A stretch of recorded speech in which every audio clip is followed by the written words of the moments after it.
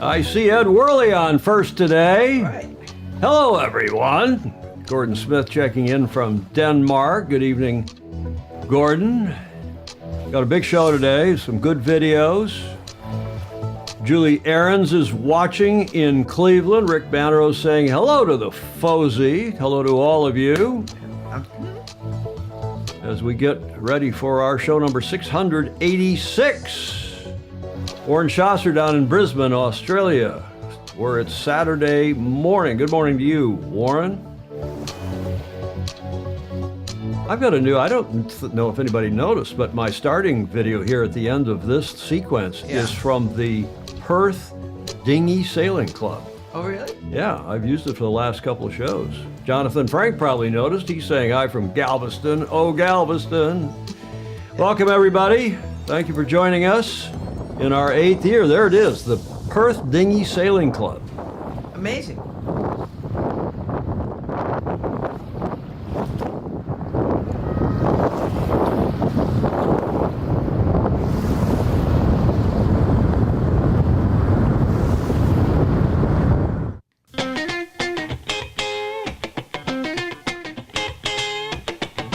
Peter Taylor checking in from New York City, presumably. Hi, Peter. Julie, I trust you are well. I am.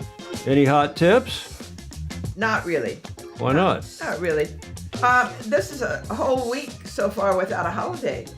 Well, thank goodness. Well, we did have a holiday, though. We had Valentine's a couple days ago. I know, but I mean, since then, there's been no holiday. Julie Ahrens saying hello to the Fozy. It's a bit cold there in Cleveland, but it's warming up. Warren Chaucer says the OK Dinghy World start next week at the Royal Queensland Yacht Squadron, which is nice to hear. And they've got a big turnout. I saw from J. Frederick Boomer Bland. He's involved in that class. Yep. I'm your host, Tom Eamon. This is your co-host and the Commodore of the Beach Street Yacht Club, Julia Vedekant. We are live from Studio B here at the Beach Street Yacht Club. Again, welcome to show number 686. Thank you for joining us. And as we just mentioned, belated, those of you who celebrated it this week, most probably everybody did, happy Valentine's Day. Oh, I love that. Oh my God, he bought a new boat. She walks in and sees all those are roses, right? They are. Now, Julia, your Valentine brought you yellow tulips, Yes, I noticed. Yes, indeed. They're perky and beautiful.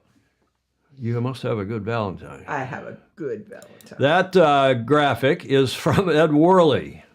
He sends clean stuff, unlike a few of our other Fozy. Thank you, Ed, for that. And today we have from Ed, we've got one of his America's Cup historical trivia challenges. Good one, too. Thanks for that. Thanks also to Dawn Riley, who was our guest on Tuesday. Dawn she just had a fantastic response to her message, to what she said, to her presentation. Really want to thank Dawn very much, and I especially want to thank John Lammerts Van Buren, who sent in this, and one of many comments we got, Julie, as you know, after the show. The Sailing Illustrated show with Dawn Riley yesterday ranks among the best ever. Rarely do we have the chance to listen to someone who truly understands the bigger picture, understands it from being involved rather than listening to gossip and Googling. Could have added the word gasbagging in there, John. Gasbagging, a few questionable pieces on the web for gasbagging about. Dawn has personally been involved in every discipline at all levels of our sport, whether it's driving a boat around the planet, or an America's Cup course, hosting a regatta, running an America's Cup syndicate, I might add, coaching Olympians, running small and large organizations, fundraising, you name it. She's been there, done that, and continues to do so. Unlike so many others, she's not ranting empty phrases, but actually comes with solutions, lessons from the past, and recipes for future success. Well, this guy writes beautifully. Yes. Unlike so many others, she's not out there to promote herself. She's out there to promote sailing and the sport we all love so much. From me, and I hope all the Fozy, a huge thanks to Dawn for taking the time to be on the show and making it one that will stay with me for a long time, me being John Lammerts Van Buren in the Netherlands. John, thank you very kindly for that. Yes. Rick Bannerose agreeing, here, Tom, well said. Don Lunebo's checking in from across the bridge up in Sonoma County and wine country.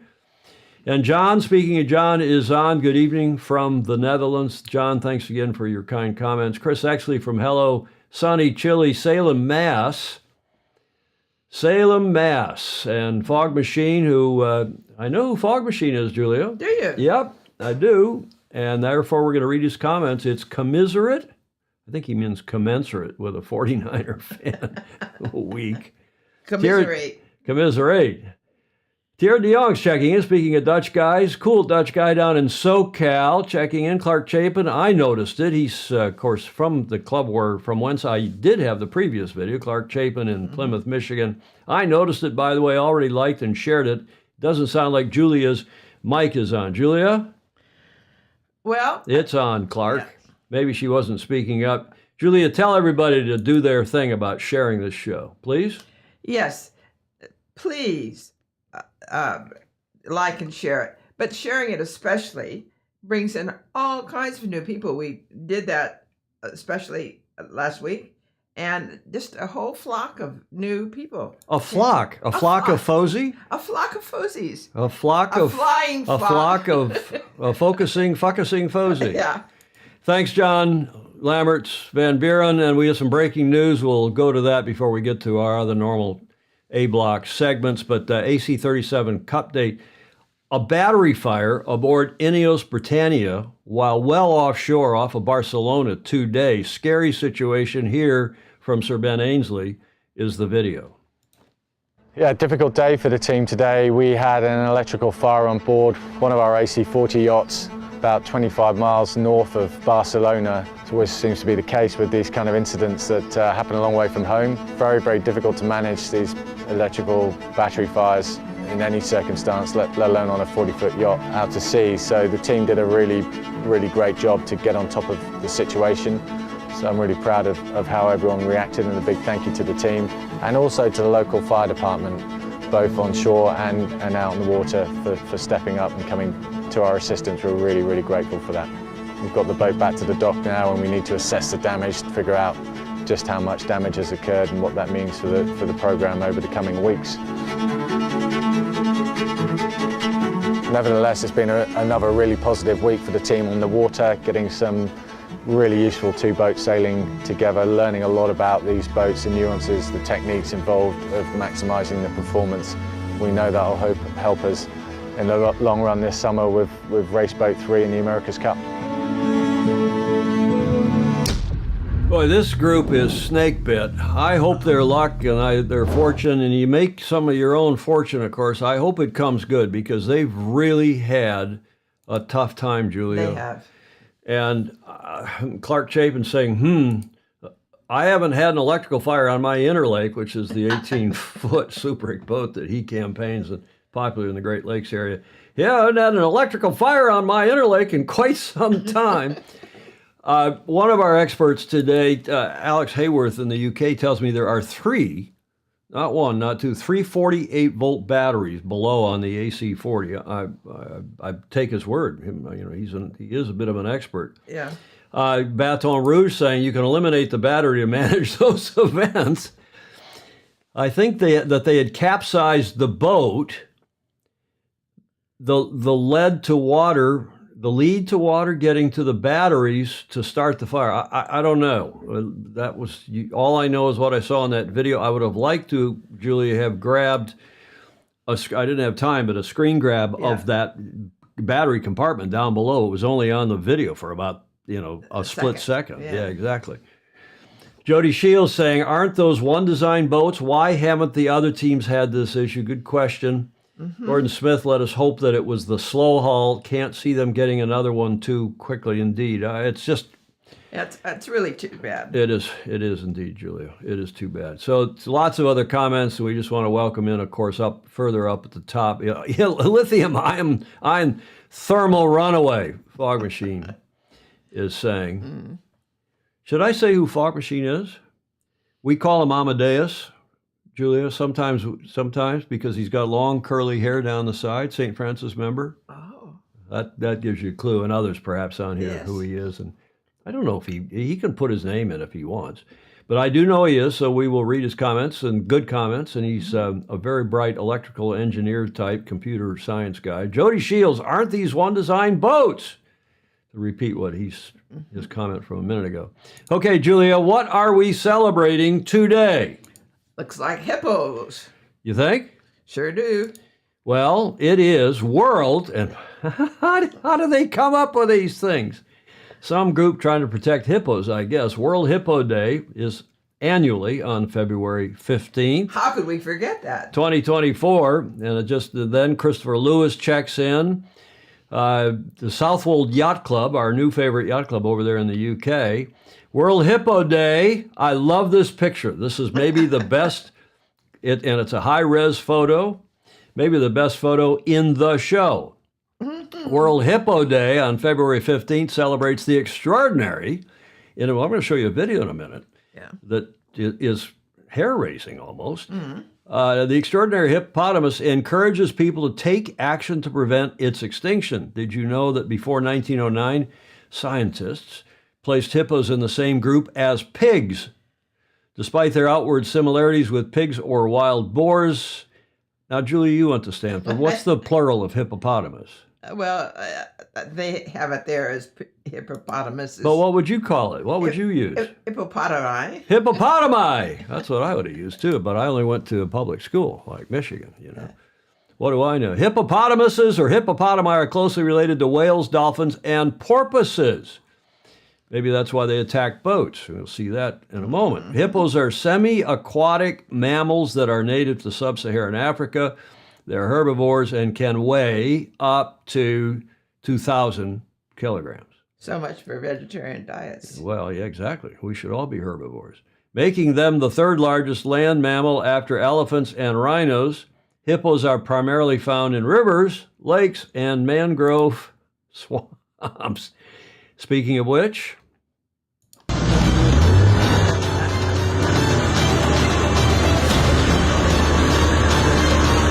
they can swim, too, at speed. They look more dolphin-esque there than they do like a pig. This is a group of sightseers who took a boat out looking for the hippos. I don't know where this was shot, but they're considered to be the world's deadliest land mammal, killing up to, 5,000 people in Africa each year, Julia. I thought it said 500. Was it 500? I don't know. 5,000. What's the difference? It's huge. It's just 10. Yes. Okay, that probably got a few comments we probably do not need to read. Plural of hippopotamus is hippos. Duh. I think that's Banero. quite right. And it's not the only person who said that. Steve Groover, my friend, has always wanted a hippopotapet. Oh, hippopotapet. Okay, got it. John Lammerts, Van Buren, British and sophisticated technology don't always go hand in hand. Reminded me of Lucas Ignitions, the invention of darkness.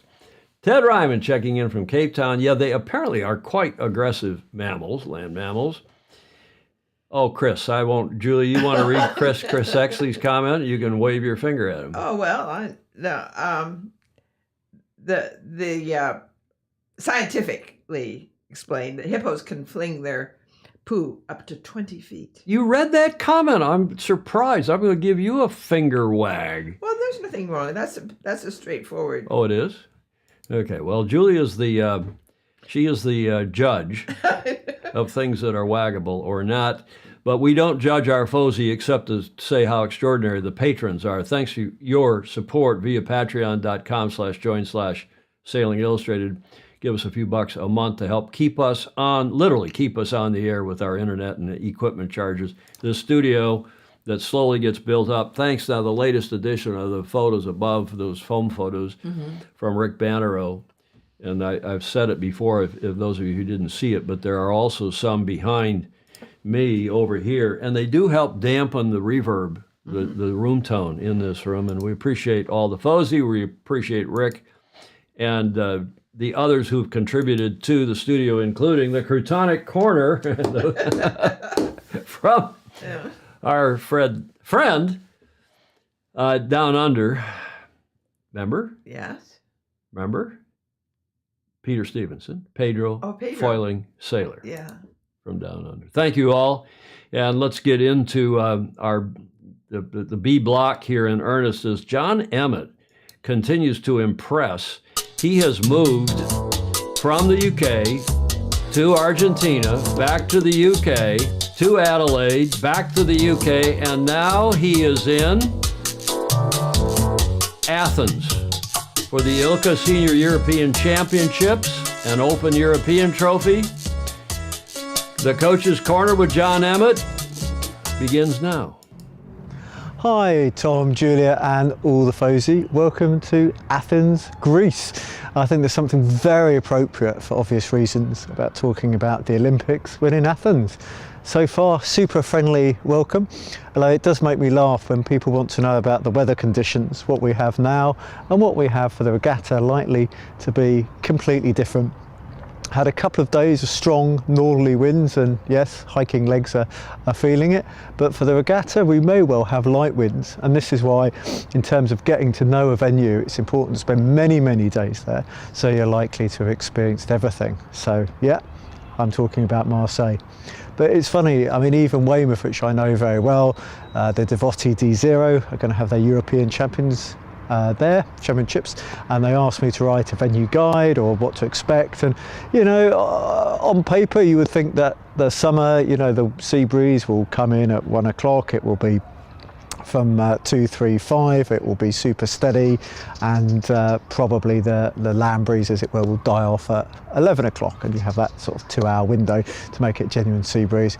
I wasn't going to say that in writing, because we might turn up and have very different conditions, and obviously I think last year about those poor moth sailors who actually technically didn't have a championship. So yeah, we need to be prepared for everything, and that's one thing that keeps me so involved in the sport, that it's always different. A friend of mine, probably my best friend from secondary school, wrote to me recently, hadn't talked in 7 years, and he was like, oh, I'm surprised you haven't retired by now. And I thought, well, I'm certainly not retiring for the foreseeable future.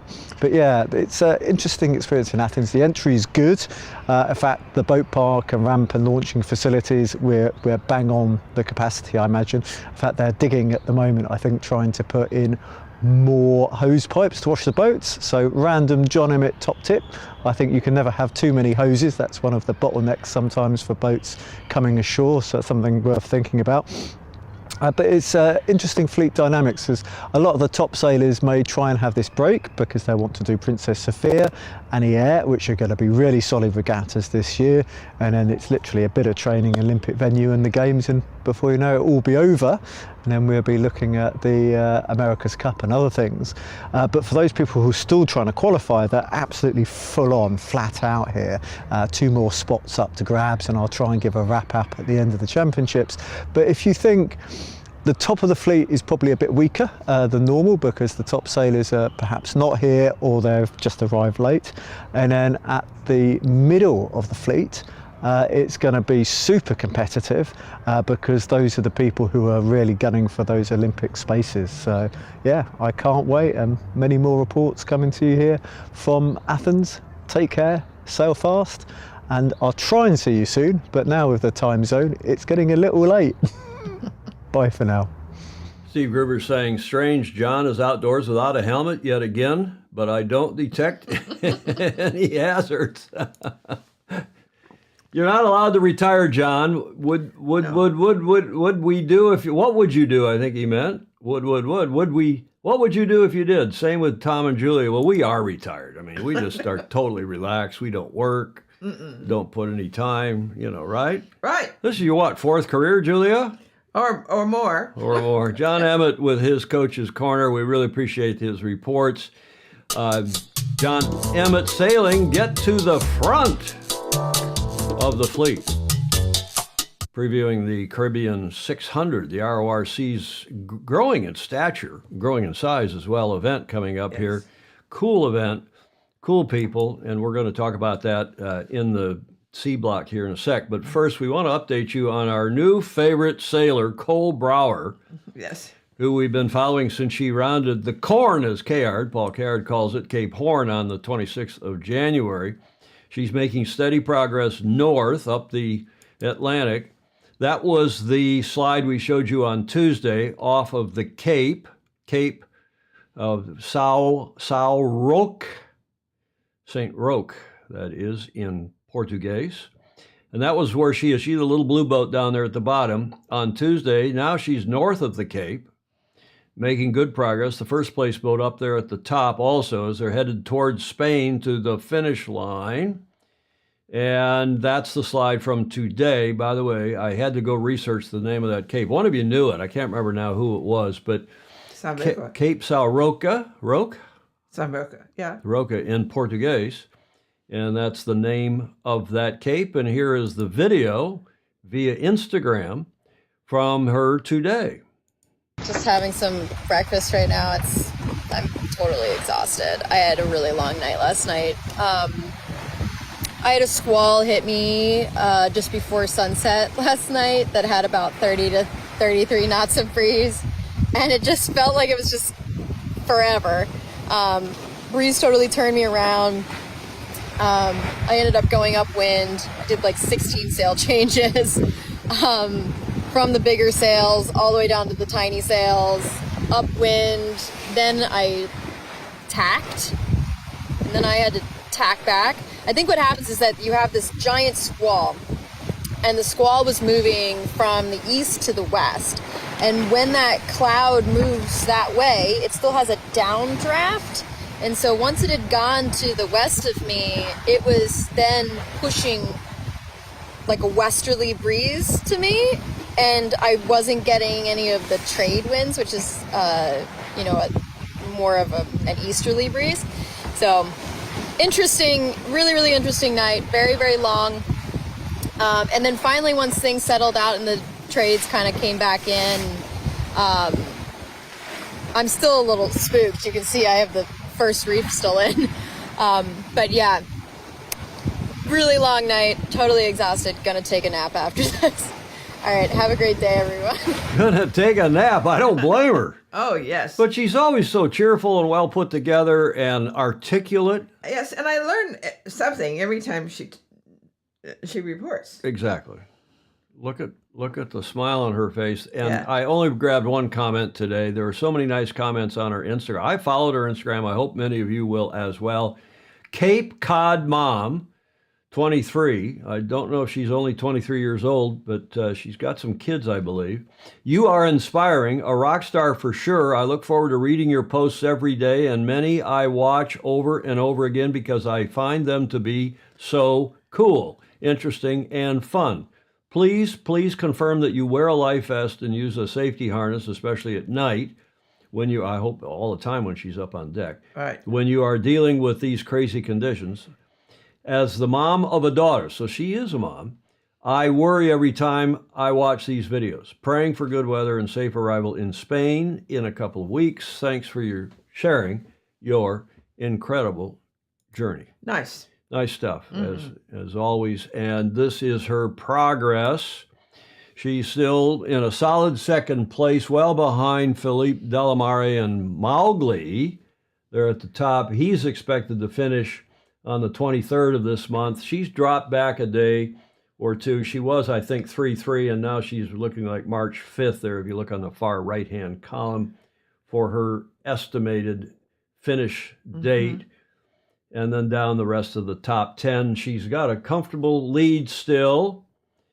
Some 2,000-mile lead. Over third. Over third place here. Distance to finish, she's only got 3,400 to go. And Andrea Muro in Vento di Sardegna is a couple thousand miles back, going about the same speed. So she's, barring any problem, she looks like she is going to not only be the first American woman to sail solo around the world via the Three Capes, but also end up finishing second in this race. So bravo Zulu to her. Another sailor we haven't been following, and I know several of you have, so I thought I'd put in a report today, because a few days ago, Captain Ron, as he's known, Ronnie Simpson, who grew up in Hawaii, now lives also in Maine, he rounded the Cape on the 2nd of Feb, and he was at the time in third place. And then he... Oh, we just dismasted. Oh. Launched off a huge wave. at a significant risk of punching a hole in the side of the boat right now, so let's try to sort that out. He dismasted on the 11th of February in the South Atlantic, and it's been covered a lot now in the mainstream media. So I thought we ought to update you all on that. He's okay. He was picked up by a passing freighter, luckily. He was, you can see here, he's the pink boat. So he was well north. He was up off the Cape as well when this happened. Third overall in all boats, about 700 nautical miles offshore and east of Brazil. And here's a report from the New York Post from a day or so ago. This happened, as I said, on the 11th, so that was, 5 days ago. Marine vet, meaning he's a veteran of our Marine Corps, rescued after a 10-hour wait in the middle of the Atlantic during around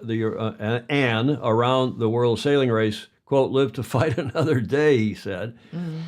This U.S. Marine Corps vet in a race to sail around the world was forced to call for rescue at the risk of being stranded hundreds of miles off the coast of Argentina with a storm heading his direction after his boat suffered significant damage. Ronnie Simpson, 38, activated his distress beacon about 600 miles off the coast of Argentina in the South Atlantic Ocean after his boat was launched off a wave and landed particularly violently in the water the previous night, causing the boat's mast to break.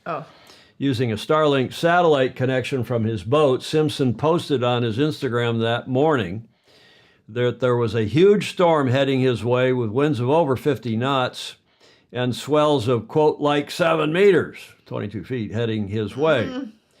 When you're on a boat with no mast, he said, there is like no stability, he explained. He's a valley girl. He likes the word like. Saying he'd rather not risk seeing if his boat would hold up in the rough seas and it would be too difficult to repair the damage. Simpson got in contact with the U.S. Coast Guard and the Argentinian Navy, who received his distress calls, but finding any ship close enough to rescue him took hours. And he had the tough decision, Julia, whether to cut away the rig, because if you didn't cut it away, it starts working on the boat and it could punch a hole in the boat. You got stuff in the water and he's alone. He can't really lift the stuff out. So you risk damage to at least the floating platform. But once you cut away the rig, the idea of rigging something, jury rigging some kind of a sail becomes impossible. Yeah. So luckily, though, using his Starlink satellite connection from his boat, Simpson posted... okay, I've already read that one, sorry. Fortunately, as fear crept in that he may be trapped out in the storm, a Taiwanese vessel, at first it was reported to be Pakistani, but Taiwanese vessel on its way from South Africa, Ted Ryman probably sent it, to Argentina, was able to change course to scoop him out of the water. Yeah, Jonathan Frank saying it was a good decision. Just an hour before he was saved, Simpson updated his followers again to share that he was in sight of that yacht, the freighter, the big Sakizaya Youth, 750-foot freighter. It's really, really not how I wanted this race to end and not how I wanted this boat to end, but it was what it is, he said.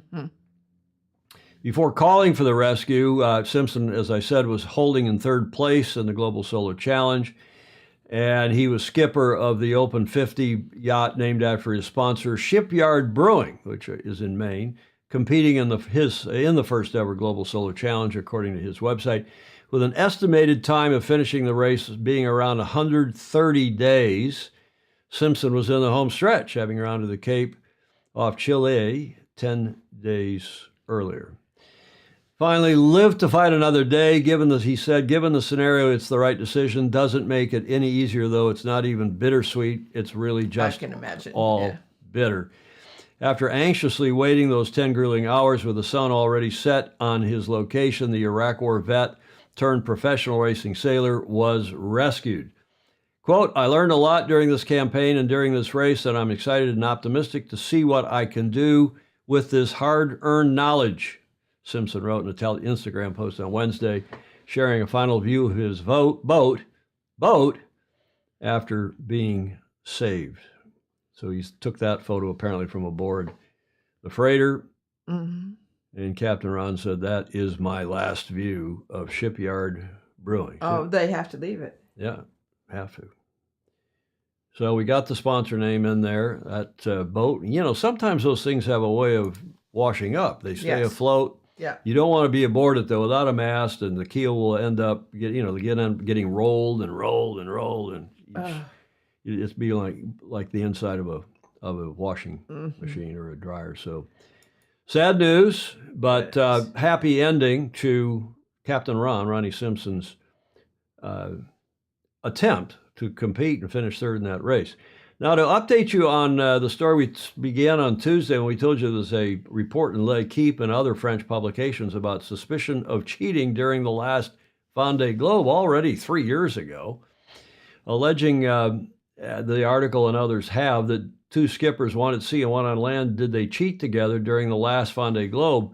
Weather assistance or routing is strictly prohibited.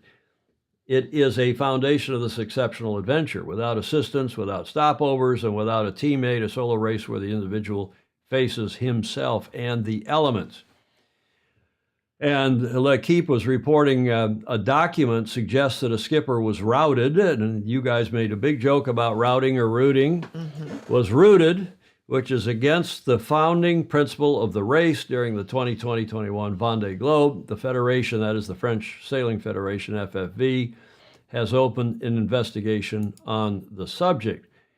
Now we've got more news, courtesy of Yachting World, and also Tip and Shaft this morning reported, had a greater detailed report, and I commend Tip and Shaft, that weekly newsletter that comes out on Fridays from France. I recommend it to you. It's free, tipandshaft.com, I think it is. She says, I never cheated. And she, being Clarice Kremer, she denies rumors of Vendée Globe weather assistance. I won't use the word. Clarice Kremer, who finished 12th in the 2020-21 Vendée Globe, has posted a firm rebuttal of anonymous accusations that she cheated during the solo round the world race by discussing routing with her husband ashore. The accusations were lodged anonymously and did not initially name Kremer, but allegedly included photographs or screenshots of WhatsApp messages sent from a Vendée Globe skipper to their shore team. While communication systems aboard the IMOCAs competing in the Vendée Globe have become increasingly sophisticated, the fundamental rule remains that no skipper can receive weather, routing, or navigation assistance from their shore teams. You all know that. During our exchanges, she said, which are mainly related to the intimacy of a couple, her husband, Tanguy, never gives me any information that I did not, or partner, I guess, did not already have. She says, no conversation I had with him contributed to me changing course or making, look at her, she chose her words carefully. No conversation I had with him contributed to me changing course or making a strategic choice that would have had an impact on my race. I have always made all my performance choices alone and unassisted according to the rules. Quote, 3 years after the Vendée Globe, we can only wonder about the motives and timing of this anonymous disclosure, and we reserve the right to make a complaint if necessary. And just... She's not even running for election. Yeah. And, you know, it is a little strange that it came 3 years later, but the boat was sold. They got into the communications gear, apparently, whoever the boat was sold to. And again, Tip and Shaft had quite a good detailed report today, quoting from these WhatsApp texts and emails. And it does look a little more serious than, hey, you know, I was having huggy kiss, although there was some of that too. Stingray, you'll like to go read those texts, Stingray. You'll find them stimulating, maybe. In any event, it is strange that it happened 3 years later, and it's, however, the circumstances do sound also a bit strange. Kremer currently holds the record for being the fastest woman, Yachting World says, to sail around the world thanks to her race with Banque Populaire in the last Vendée Globe. Remember that boat that was sold, and then the sponsorship left her because she was having a kid, and then there's been a lot of behind-the-scenes controversy. Remember that, Julia? and we weren't really sure what was going on, and we're not sure whether this really contributed to that or not. However, she was initially named as the skipper who would take over Charlie Dallon's former Apivia for Banque Populaire in the 2024 race until they controversially ended, that is Banque Populaire, their sponsorship deal in Feb of 2023, apparently due to the fact that her qualification for the race would be in doubt after she took time out to have her first child. I don't believe she's yet qualified for this next race, but she still has some opportunities coming up here in the Northern Hemisphere summer. I should probably pause there and see if there's any pressing comments. Jonathan Frank says, my wife, down at the bottom there, my wife always makes her own performance decisions, Julia. Yes, indeed. I think you did that with your late, great husband, didn't you? Absolutely. J. Frederick Bland Boomer says, always wipe the memory in the drives, Oh, yes. whether it's your phone or your computers. Jonathan Frank coming back. So our Texans are going back and forth on this. I bet it was actually Christian Horner who strong-armed her decision. Mm-hmm. Yeah, the rooting Stingray included screenshots of her texts, and they were very poignant and touching back and forth. Ted Ryman saying someone has it in for Clarice. Yeah. Sounds like it, yeah. Could be. Okay, so there's some there's some other comments up here, back and forth, and a sad situation. By the way, Julie, as you know, we got a lot of people commenting. We read the comments. You're watching them on your computer. Mm-hmm. And I also run my phone to be sure that you'll monitor the integrity of our show. But there are a lot of people on here who don't comment, such as Alex Hayworth. I mentioned him at the top of the show. Joe Holtzman, Sandra Snyder, Askew. Hello, Sandra. Henry Reese, we haven't seen on in a long time. Hello, Henry. And many others. Ken Grissom, Ian Smith, Matt East, Thomas Johnson. Some people we know, some we don't. If you leave a comment where you are and even how the weather is there. Everybody likes to talk about the weather, right? Ken DeVerne. Steve Gruber, we mentioned. He always leaves good comments. Samantha Wynn. And Kyle Humphreys. Stoppa Jones. Good name. Margaret Phillip. Lotson. Santosh Expedith. Kevin Kerr, lots of Michael Blumenrath, lots and lots of others on there. We welcome all of you to our show 686. We do this every Tuesday and Friday at 1300 Pacific, 1 p.m. Pacific, 4 o'clock on the East Coast. And this time of year, it's plus 8 hours, so it's 2100 UTC. And it's Saturday morning down under in Australia and in New Zealand, where we have a lot of viewers for each of our shows because they are keen yacht racing countries. We appreciate everybody who joins us. We're about 40 minutes into the show and get to the main topic for today, which is the RORC's esteemed Caribbean 600, the 15th edition for 2024.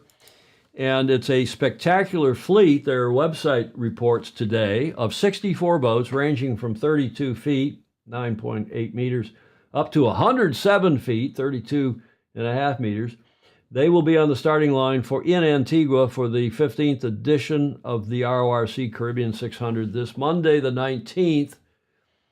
And over 500 crew from 26 countries will compete in this classic 600 nautical mile race. Most of these races are. I mean, we talked about it before, Julia. The Bermuda race is 600 miles and change. The Fastnet race, the Sydney Hobart, the Middle Sea race, the Rolex Middle Sea race. Yeah.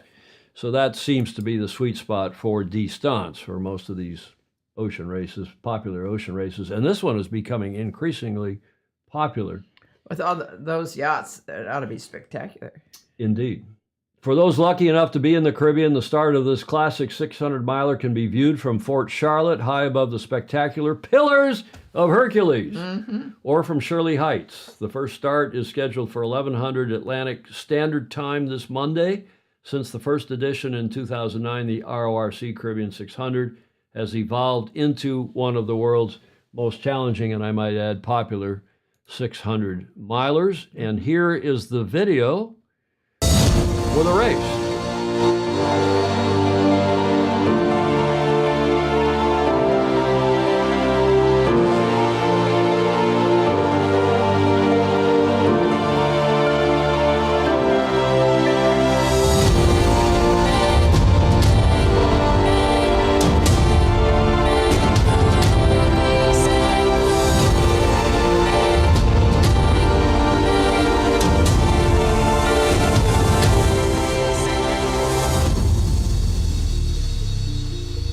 spectacular video at that. Yes.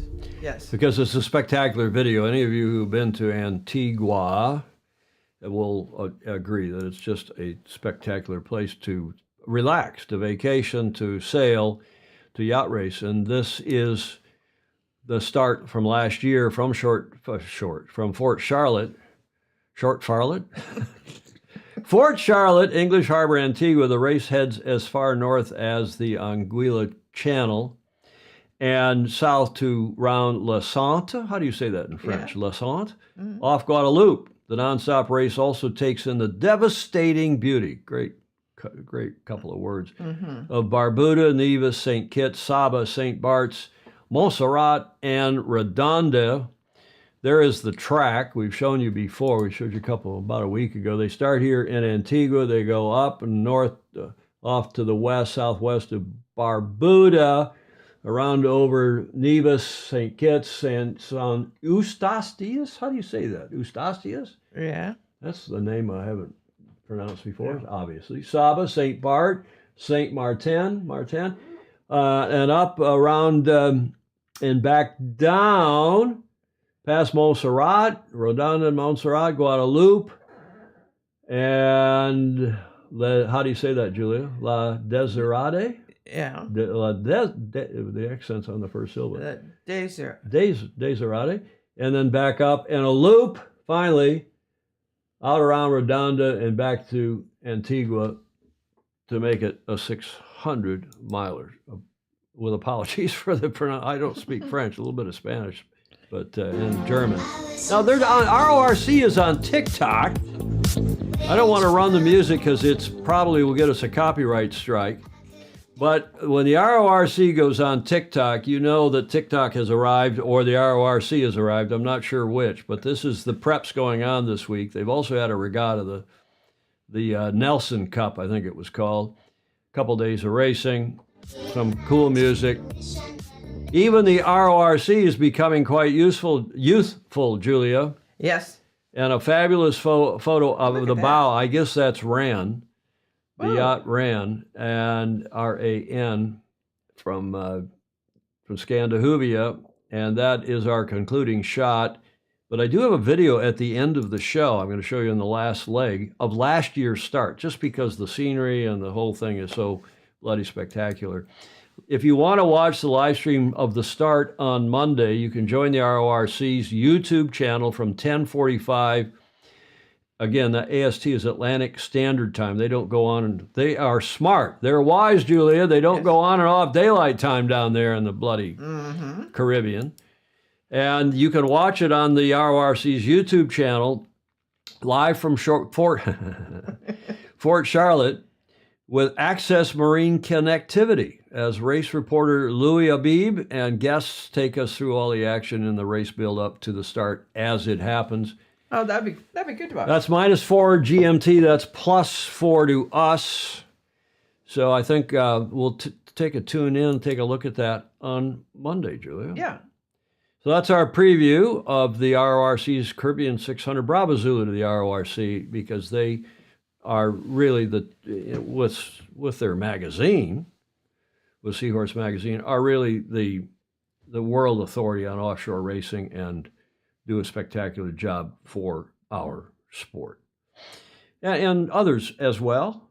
And they do a lot of cooperation with the French and with the Americans and others around the globe. Speaking of around the globe, we'll go now for the history. Stingray, this is for you. I dedicate this segment to Stingray. What happened not today, but what happened this week, specifically on the 14th of February in 2010. There's your first and only clue. I was going to say, yeah. Julia? Yeah. What happened on this date? What are those boats? Well, that's the America's Cup Trimaran. There it is behind us in this Jimmy DeWitt painting that Stingray covets. I'm going to put Stingray in my will, unless you want it, Julia. If I pass away, and you pass away before Stingray does, I'm going to will that to him. I'm serious. Okay. He loves that photo. He loves Dogzilla. You can see him going. He's probably having a small or maybe a big orgasm right now. He loves that. And the reason he does, he helped me a lot. I got to know him a little bit before this, but he was a denizen, still is, of the Sailing Anarchy forums. Mm-hmm. And he's an engineer, now retired from Boeing, and he helped me figure out the size of the opposition, that is, of the catamaran. And I'm not going to go into the description of how he did that, but I walked into one of our design meetings where the guys were all trying to figure out, well, the catamaran that Ernesto's building, SNG, Society Nautique Genève, could be, it might be this big or it might be that big. I said, guys, here, let me show you. Here's the diagram. Did this you? is Oh, good. this Yeah. is how it is. Well, how do you know that? Well, I have a friend called Stingray, and we figured it out. And I'll tell you how he did it. We had there were photographers around that were taking pictures of where the helicopter was going to land the boat in a parking lot, because they had to build the boat in Switzerland. They had to bring it down to the Med, and they had put supports for the catamaran hulls. A, we knew then it was a catamaran, or we assumed it was, or Stingray did. Mm-hmm. And B, Stingray could figure out the rough size, and he did to within, I think, a half a meter.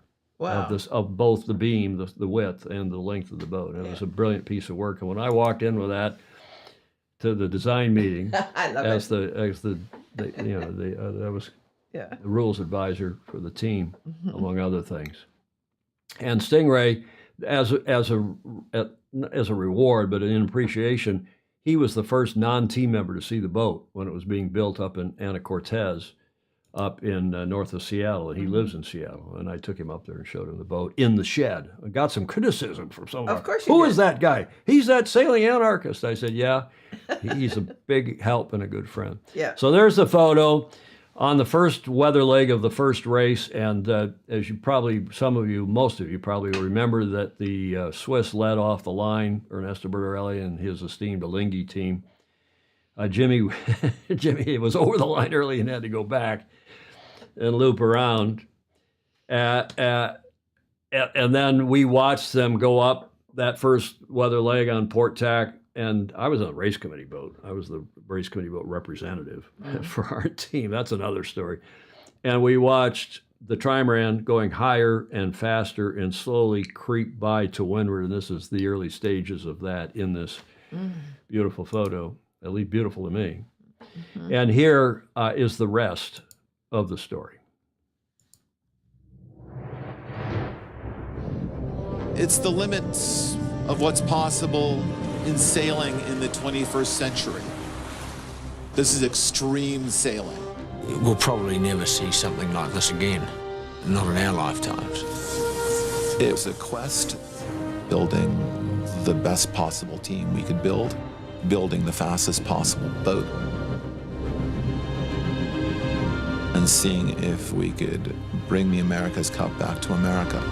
Human ingenuity, with the oldest trophy in international sport at stake. Larry Ellison said, the BMW Oracle sailing team is much better than yours. It's quite funny coming from Larry Ellison. What is he going to do if he loses? Ernesto took the rules and just tore them up. Ernesto, why are you doing this? It's like a heavyweight championship fight where the fighters don't like each other very much. And may the best team win. The America's Cup. It is a race sailed across tides and generations. Representing your country in an international sporting event? I get chills just talking about it. In Valencia, Spain, the America's Cup on the line today. For me, it's a dream come true. USA 17 is flying. Look at her go. It was really sort of knife edge. Oh my goodness, that's too close for comfort. Both boats were redlining the whole time. The American team could be in trouble.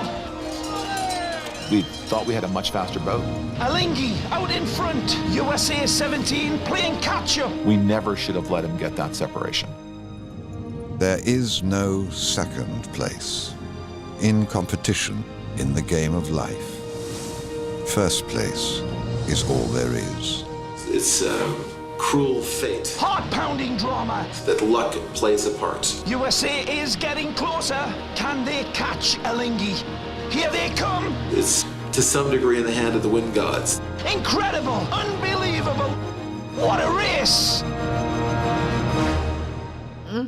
You'd like to have the voice of Jeremy Irons, wouldn't you? Mm-hmm. Huh? Mm-hmm. Basso Profundo. That is a documentary. A couple of you said what a fantastic documentary. The Wind Gods, Ed Worley is saying, but that was a documentary produced by Larry's son, David Ellison, who's a filmmaker and owns a couple of big studios by now, and very successful in his own right. And hell of a nice guy, by the way. And it's a full-length movie. You can see it on YouTube. Is it on YouTube? Yeah, it's on YouTube. The whole thing's on YouTube now. And we I haven't seen it for a long time. Yeah. Well, didn't you come to the red carpet Oh, yeah. premiere? You Absolutely. and your late great husband, Right. and I hosted that Right. at some place here in San Francisco, and we did it a couple other places. It was a great evening. Mm-hmm. The Wind Gods. That's just the trailer, obviously, and that's what happened 14 years ago, 2010, 14 years ago. This week on the second race, the deciding second, it was first to win to win two, best of three. Second race was on Valentine's Day. It was one of the coldest days ever in Valencia. It was just a cold day, and the guys came in, went to the prize giving in their foul weather gear. I'm still shivering thinking about it, being out on the race committee boat. And it was this week in history, the 14th of Feb, 2010. There's a lot to be said for the deed of gift match. It's the 1988 one was frankly, it was the coma off Point Loma, as I guess Peter Montgomery or somebody famously called it. And it wasn't very interesting because the boats were so disparate, and they were, Michael Fay thought they could only build a monohull. We thought we could build a catamaran. That is San Diego Yacht Club, Dennis and John Marshall and co. And we did. Mm-hmm. And we were light years, we were a rocket ship faster than they were, Right. and especially in the light air off Point Loma. Yeah. But in this deed of gift match where we challenged, that is BMW Oracle Racing, I had the pleasure of delivering the challenge to Society Nautique Genève and surprised the hell out of all of them. Mm-hmm. That's another story. But the two teams, very well led, very well funded, smart group of people, were able to design boats, what they thought would be the best boats for eventually February in Valencia, knowing the wind conditions and yada, yada. And the boats were remarkably different, but also remarkably similar in performance.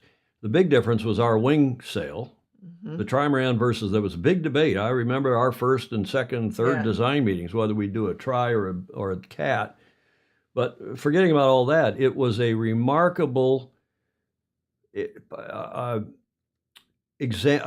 was a remarkable tribute almost to the deed of gift and how smart those guys were back in the early 1850s when they won the cup, brought it back to New York, said, what do we do with it now? Wrote up that 4-page deed of gift that got amended 3 times and interpreted. And you could make the argument that why don't we do the deed of gift America's Cup every time? Let two teams, let's figure out the venue, let's figure out the conditions, let's see what parameters are, because you don't want people building 200-foot boats, and you got to have some rules, but you do that by mutual consent. Yeah. And if you can't agree mutual consent, you're guided by the deed of gift, which has, no longer than 90 feet on the waterline if of one mast, and no longer than 100 and whatever it is, 15 feet or something if it's of 2 masts. Even that was a debate, whether we'd put a little mast on the back and get more waterline length. Mm. Well, we figured out how to get waterline length with the AMAs, with the pontoons, because they're a hell of a lot longer than the central hull was. When it was in measurement trim, it only measured 90 feet, just shy thereof. But the racing was actually quite close. Steve Gruber mentioned that the pre-start, it was typical match racing. One boat came in from the starboard end, and one came in from the port end. And in the first race, Jimmy, coming in on starboard tack, flying a hull, going right at Alinghi, and Alinghi copped a penalty, a port starboard penalty on the entry, because they were entering on port tack from the other end of the line. And they had to do a penalty, which they did. Meanwhile, Jimmy, who should have been off and running, was over the line early. And he had to go back and restart, and hence Alinghi had the head start off the line and up that first leg. And remember, their deed of gift courses, too. They were 39-mile and 40-mile courses. Yeah. race 1 or race 2. Okay, enough of all that. That's what happened this week in history. But there's a lot to be said, mostly for how smart those guys were that wrote up the deed of gift. Oh yeah. Mostly because it encouraged people not to do a deed of gift match. But that's how the Cup was run. And, one-on-one, there you go. Who knows who's going to be faster? And what the Cup always was historically was you go out for the match, even in Newport in the early days of the 12 meters, for example, and you'd go off the starting line, and one boat would be a tick higher, or maybe a tick faster, or maybe both. And that you didn't know that until the first race of the match. And if they were both going about the same speed, this could be interesting. America's Cup, the oldest trophy in international sports, the pinnacle still of our sport, and I'm sure it always will be. Clark Chapin, yes, if money were no object, either team could still outspend their budgets. I'm sure they did. Dennis St. Ange, were it not for a crash, the wing might not have gotten the development. It did, indeed. By the way, there is a famous picture from 2011, after we won that Cup, that Dennis St. Ange took, and I have it in Whiskey Tango Foxtrot at the end of today's show. You'll like that, and maybe you'll wave your finger. Oh. And maybe you'll get a I finger. can hardly wave. wait. It was quite a moment, Alex Hayworth says, when Ernesto got sacked from driving up the beat. Yeah, but to his credit, nobody Vanderbilt in the 1930s had driven his own J-boats. And Ernesto said, I'm going to drive my boat. He's a hell of a good sailor. Yeah. A good multi-hull sailor. So lots of great comments. And Julia likes to remind all of us to go back and read them. Exactly. Yes. This day in history, technically this week in history, the 14th of Feb 2010, when all that happened. While we're on the America's Cup, why don't we do Ed Worley's latest and coolest America's Cup History Challenges, trivia challenge that he produces for us from time to time. He did one overnight, and it is the following. America's Cup sailors, he says, look, and he's right, for every advantage. Even the naming and campaigning of AC yachts is conducted with great respect to superstition and tradition. Ed says that legend has it that the name of every vessel is recorded in the ledger of the deep and is known personally to Poseidon, the god of the sea. Changing the name without his approval is said to bring bad luck. That's true of all boats, but the America's Cup guys believe that, and gals believe that as well. Yes. Which America's Cup yacht had her name changed before she was launched to great superstition and concern and hand-wringing and pearl clutching, rosary clutching, and maybe, Julia? Was it the yacht America way back in 1851? Was it the yacht Reliance in 1903? There were a couple of yachts named Columbia. Was it either the Columbias, but particularly the one in 1958, since we're going in order of the years? Was it the yacht Liberty that lost the Cup for New York Yacht Club after 132 years in 1983? Or was it none of the above? I was thinking it might have been all of them. All of them. I should have said that. I redid the slide for Ed, and I should have done that. I should have said all of the above. Probably people would have guessed all of the above. That makes some sense. Well, I'll tell you, it was not none of the above. One of those yachts had her name changed after being named something and then was launched with a different name. And what do the Fosies say, Julia? Bannerow says Liberty. Gruber says E, none of the... Okay, Gruber, Steve, you can rename. Reliance Stingray says. Ted Ryman says C, which is Columbia. America, oh, look at this. People don't know. You stumped them, Ed. Ed Worley's, you got most everybody stumped. One person's got it right. Only one person's got it right. This is not something you can Google either. At least you probably could, but it'd take you some time to sort the wheat from the chaff on this one. Anybody else have a guess? I was thinking it was America because they were arguing about it, that it was a bad name for it since. Gruber. Well, Julia, it was not America, and everybody liked the name, I think, from all accounts that I've read. I'm so mad I don't know this, Gruber says. Well, there's another clue, or a clue. Now you'll get it. Now everybody will get it. Now, it wasn't Reliance. Only one mentioned only once. The answer, nope, Julie. Julie Aarons, nope. The answer, going once, going twice. Who's the first to get it? Not Patriot, nope. Columbia, Chris Exley. Ding, ding, ding. He's got it. Applause for Chris Exley. And Columbia, 1958, the 12-meter, not to be confused with the Columbia, what was she, a schooner back in the late 1800s. The sponsoring Sears Syndicate had intended to name the 58 12-meter yacht Swift.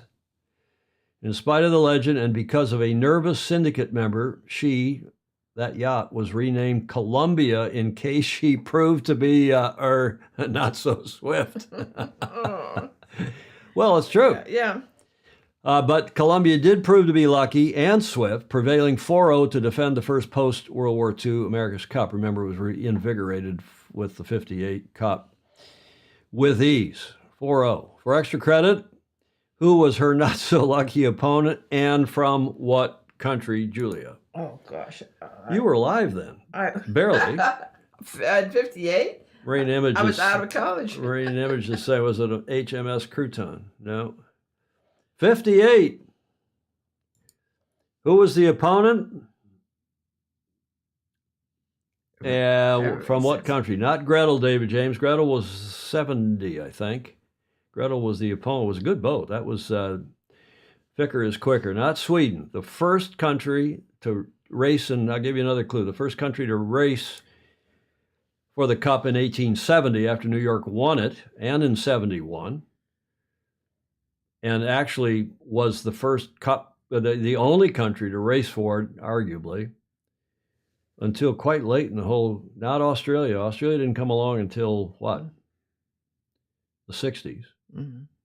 Sovereign, Steve Gruber is saying. Sovereign. Was it Sovereign? Well, here's the answer. Not Canada. Oh, Canada. Here's the answer. Yacht Columbia and the British Challenger Scepter put out from Newport for the fourth test in the America's Cup Series. Victor in the first 3 races, the Columbia only has to win this one to make it a clean sweep. So far, the Scepter has been completely outclassed, and again today, the U.S. boat pulls away from her rival, taking the 15-knot breeze in true championship style. In every variety of sailing weather, the Columbia has proved to be superior to the gallant contender from across the Atlantic. Crossing the finish line nearly 1.5 miles in front, the Columbia is truly America's gem of the ocean. More than 7 minutes later, the Scepter comes in, gamely finishing the race despite a damaged main boom. The Columbia's crew is jubilant. The America's Cup stays in the U.S. A great triumph for her skipper, Briggs Cunningham. Oh. Briggs Cunningham. Yeah. Oh, nice. I had the great pleasure, as he was in his last few months of his life, living in San Diego, up in Rancho Santa Fe, north of San Diego, and he'd call up. I didn't know him well, but he knew me well enough to call me up, I guess, and say, would you come up and give me a briefing? I'd go up and take tea with him. Mm-hmm. And he was in a wheelchair with a blanket across his lap. I mean, he was really sharp as a tack. He was getting on, but he was sharp as a tack. He wanted to know what was going on, and then he asked great questions. Questions about, what's Dennis doing? Who are the design team? Yada, yada, yada. Mm-hmm. And how are you going to win this cup? This was prior to 88 and then 92, same thing. So British Pathé for that video, thanks for that. And the Gallant Scepter was the challenger in 1958. That segment, of course, thanks to Ed Worley, our America's Cup History Challenge. And they're very popular. Ed, thank you for doing those. He spends a lot of time with that. I like that Marine Images says the Brits had to stop for afternoon tea. Well, when a mile and a half lead, it was not a very interesting 4-0 series, as you can tell. In fact, none of the America's Cups, except for 1920, 1934, 1983, of course, which went, all 7 races. And then, of course, 2013. Where was 2013, Jerry? San Francisco. Indeed, right here in the Bay Area. Biggest come from behind. We've got an AAAA also. Big Fozy contribution show today. Not only Ed, but also Alistair, and we appreciate this from Alistair, who is wrapping up this segment with Peter Harkin and Randy Repass in a very poignant video among 3 great friends, 3 contributors to our sport of magnificent proportions, who got together for a bit of a holiday and reflection down under. G'day, Tom, Julia, and all the Fozy. This is AAAA, Alistair's awesome Aussie anecdote, which we take to Sailing Illustrated every week or so. And tonight we thought we'd bring you a little bit of an interview and a bit of a chat with a couple of my mates. We've had a lot of fun. We've been on holidays together sailing around Indonesia on a magnificent vessel with our partners and our families, and we've had an absolute blast. And here we are just sort of reflecting on a great week together. And I thought something like semi-serious, we talk about the sailing industry and what sort of a life it's been in the sailing industry. So I'll get these guys to comment a bit, but I thought I might just go first and say I started sailing as a kid, and I can't imagine that I could have fallen into an industry that I could have enjoyed more, because it was related to the sport and the hobby and the passion that became mine, and I ended up in the sailing industry. And in the sailing industry, did okay financially, had a great time, made lifelong friends along the way. My customers became my friends, my competitors even became my friends, and it's just been a great journey.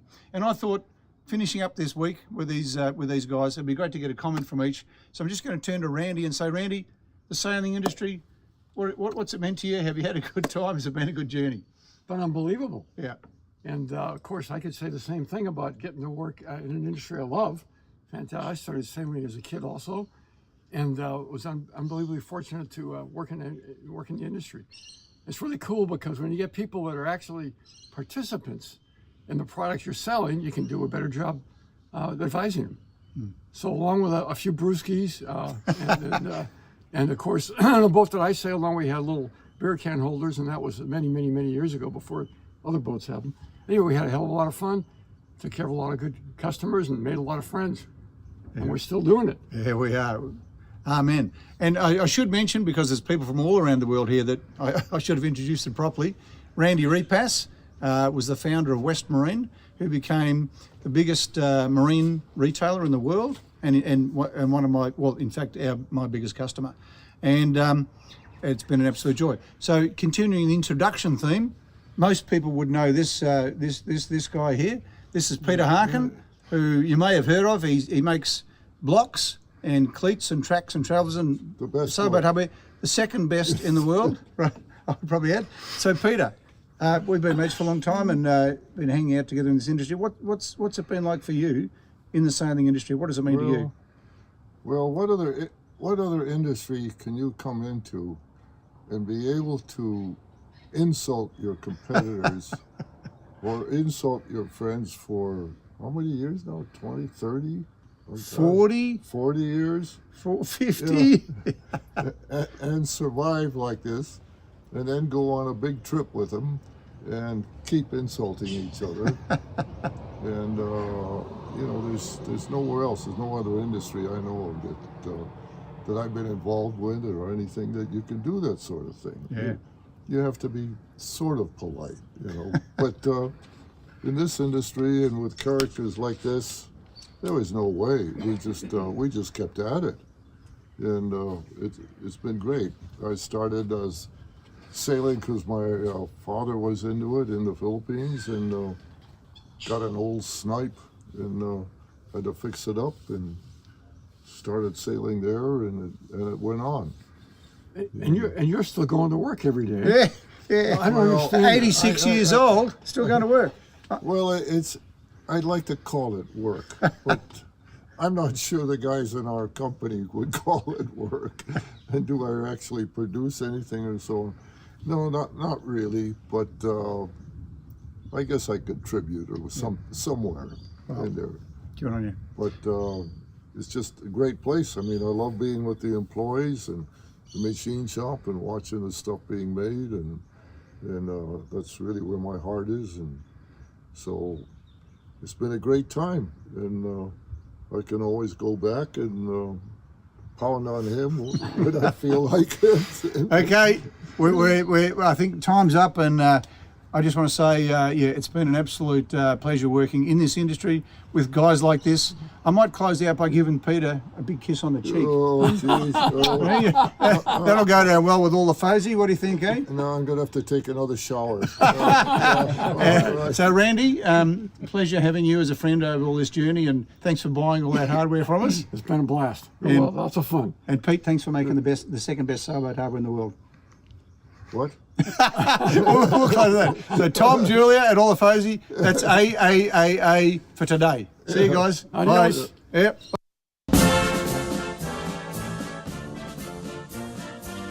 Isn't that lovely? We are so lucky Yes. to have people like that in our beloved sport. I love seeing the three of them together, too. Exactly, and that's at Alistair's holiday house out in Metung. Right. And they had some weather, but they've been carrying on now for a couple of weeks on their trip up to Indonesia, as he said. Right. We are so damn lucky. Thank you very much, Alistair. Makes us all feel great about our sport and about all the people that we love. Legends all, Chris Exley is saying. Gordon Smith thanking Alistair and the other two guys. Thierry de Jong, and on and on and on. Yes. Okay. And it is a coda. It's a PS here, and this has nothing to do with Alistair Murray, but one hears that Alistair Fox, who some of you will know, John Emmett and others will know, has been, maybe still is, but he's about to leave World Sailing. He is the director of events, meaning he's the guy who goes and operationally oversees the Olympics. The Olympics is in what, 6 months? This is 6 months. He is leaving, apparently not happy with what's going on with World Sailing in the office. And one hears, and this is from reliable Fosey, by the way, one hears a lot of people have left the staff of World Sailing of late, and the organization is struggling. And so there's something going on there. I don't know what it is. We'll keep our ear to the ground, but it's sad news. Alistair, highly respected, esteemed for the job he's done in running events, not just the Olympics, but others for World Sailing. So something is amiss there, or so one hears. That's too bad. Okay. That gets us to the last leg on that famous painting by Thomas Hoyne from back in the early days. I guess it was 1982. That's a fairly recent painting. Is 82 recent? I guess I'm old, so it seems recent. But the last leg of that beautiful, The Last Leg to Gloucester is the name of that painting. And I promised at the top of the show, or near the top of the show, when we did the piece about the RORC's Caribbean 600, that we would do the video of last year's start, because it's a spectacular video and the conditions are spectacular, to give you a taste for what we can expect for the start of the latest edition on Monday. Enjoy.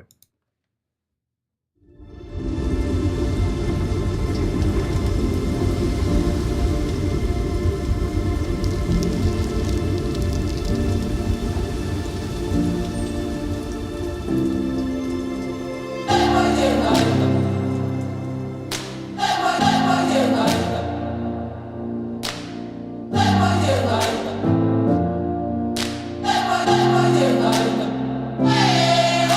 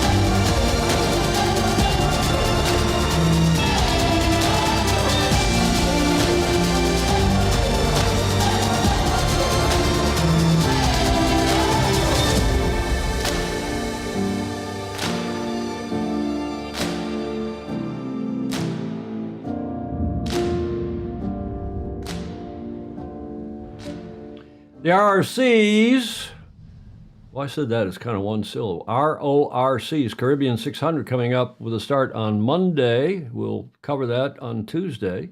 Hopefully have a video for you by then. Terrific event. Bravo Zulu, again, to the RORC for their continuing support and contribution to our beloved sport, especially in the offshore area, which gets us to Whiskey Tango Foxtrot and the promised photo from Dennis St. Ange, one of the most famous or infamous photos in the history, at least the modern history, of the America's Cup. It was taken in November of 2011. After we had won the Cup, we were doing a promotion in, I think, San Diego.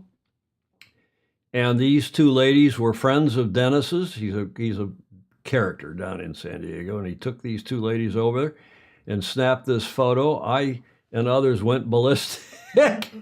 What are you doing, Dennis? Julia? What does that deserve? That's a finger wag. That is a finger wag. But, you know, maybe they both had a friend named Richard. I don't know. Huh? It's possible. Huh? It's possible. Oh, dear. Well, one never knows. One never knows. But that is a famous or infamous photo by the also equally infamous Dennis St. Ange, better known as Woody, in the Sailing Anarchy and other forms. I have another photo for you. This is just to prove that Ted Ryman doesn't just send funnies or dirties, or it is, yeah, Ted Ryman liked that previous photo. But this is a photo Ted sent me. It's a caption contest. I don't know why I like this photo so much, but many others of you do too. And I'm not even sure what they're drinking from it. That must be some kind of sugar water, some kind of a bird feeder. I don't know. It looks like it's a natural pool, it looks like. Well, I don't know. I really don't know. Ted maybe can tell us, but it is a cool photo. Buzz off is the caption, and Jonathan Frank was the first contribution, and he wins with buzz off, I think. Great competitors. Good stuff. I'm a great hummingbird fan anyway. I know you are. You have hummingbird feeders up at your country house, right? Yes. I don't know. Hummingbirds are the bee's knee. That's good, Steve Gruber. See how clever the Fozy are, Julia? Yes, indeed. Any others? That was pretty clever. Let's see if we have one more here. If not, we'll wrap this birds and bees talk. That's pretty good, John and James. Boomer Bland, that was pretty good. Birds and bees talk. Well, they're doing something at the Fountain of Life, maybe. Thank you all. That gets us to, indeed, the finish line and Julia's end of show favorite. Oh, yes. comment. Please like, follow, and especially share. Indeed, and we do appreciate that, and we appreciate Julia and all of the Fozy. Without you, we wouldn't do this. We do this for the fun of having all the Fozy on here and your comments and contributions to this show, which we had quite a few today. Yes. Support it. We also deeply appreciate those of you who support us via Patreon. Become a patron, patreon.com/join/Sailing Illustrated. Help keep our little studio here in operation. Without your few bucks per month, we wouldn't be able to do this. We just wouldn't be able to do it. So thank you also to those who give us media, images, graphics, yes, videos, and audio for the show. Julia, any final thoughts? No, this is a good week to move on to the next week. Indeed. Have a great weekend, everybody. Wherever in the world you are, you're already well underway down under on your Saturday morning. And we hope to see you back on Tuesday for our regular Tuesday show at 1300 Pacific. In the meantime, sail fast, sail safe, and have fun. Ciao for now.